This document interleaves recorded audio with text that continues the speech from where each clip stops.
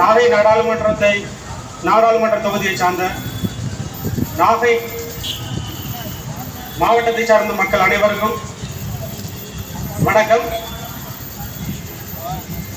இன்று பகுஜன் சமாஜ் கட்சியினுடைய நாகை நாடாளுமன்ற வேட்பாளராக யானை சின்னத்தில் போட்டியிடக்கூடிய ஒரு வேட்பாளராக உங்கள் முன்னால் நின்று கொண்டிருக்கிறேன்.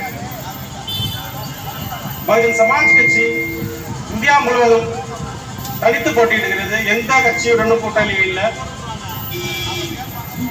பல அணிகளை நீங்க பார்த்திருக்க முடியும், பல கூட்டணி கட்சிகள் நீங்க பார்த்திருக்க முடியும். ஆனா நாம தனிச்சு போட்டியிடுறோம், இந்தியா முழுக்க தனிச்சு போட்டியிடுறோம்.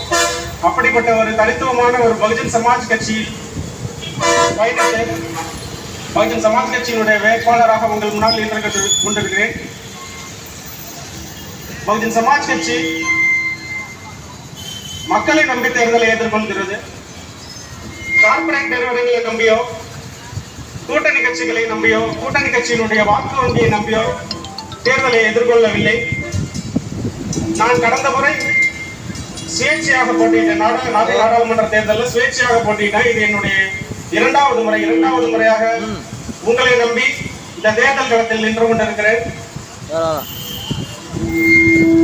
நாம தனித்து நிற்பதற்கான ஒரு தைரியம் எங்கிருந்து வருதுன்னா மக்கள்கிட்ட தான் வருது, உங்கள்கிட்ட தான் வருது.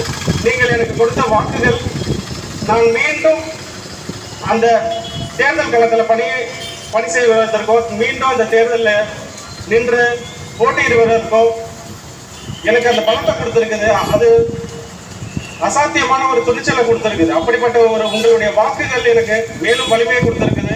அதே போல இந்த 2024 நாகை நாடாளுமன்ற தேர்தலையும் உங்களுடைய வாக்குகளுக்காக நான் கரம் கூப்பி நின்று கொண்டிருக்கிறேன். ஆனா ஒரு சில விஷயங்களை உங்களுக்கு சொல்ல வேண்டி இருக்குது. இந்த வாக்குரிமையை எப்படி நம்ம பயன்படுத்தணும் பலமா அப்படிங்கிற ஒரு விஷயங்கள்லாம் சொல்ல வேண்டி இருக்குது.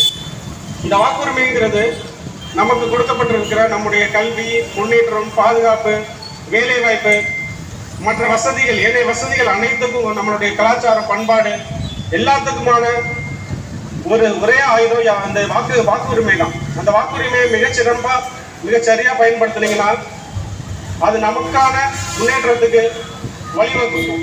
அது நீங்க இப்ப ஓட்டு போடுறது கூட எனக்காக ஓட்டு போடக்கூடாது, நம்ம அண்ணன் நிற்கிறாரு அப்படிங்கிறதுக்காக ஓட்டு போடக்கூடாது.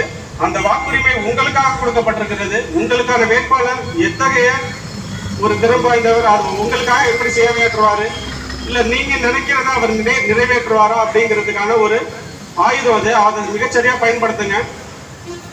இப்படி நம்ம இந்த தேர்தல் களத்தை எதிர்கொள்ள வேண்டிய தேவையே இருக்கிறதுனா, இன்னைக்கு காங்கிரஸ் ஆட்சியா இருக்கட்டும், பிஜேபி ஆட்சியா இருக்கட்டும், மக்களுக்கான சேவை செய்வதற்கு அவர்கள் தயாரா இல்லை. கார்பரேட் நிறுவனங்கள்ட்ட தான் அவங்க நிதிகள் வாங்குறாங்க. நிதிகள் வாங்கி தான் தேர்தலை எதிர்கொள்றாங்க. அப்படி தேர்தலை எதிர்கொண்டு ஜெயிச்சு மீண்டும் அவங்க ஆட்சி கட்டில் அமரும் போது அதே கார்பரேட் நிறுவனங்களுக்கு தான் அவங்க ஆட்சி செய்யறாங்க. அப்படியான ஒரு சூழ்நிலையில அந்த கார்பரேட் நிறுவனங்களுக்கான ஆட்சியை நாம அமைக்கிறோமா, இல்ல பொதுமக்கள் நம்ம உழைக்கக்கூடிய பெரும்பான்மை மக்களுக்காக ஆட்சி அமைக்க போறோமாங்கிறதா நமக்கு ஒரே கேள்வி.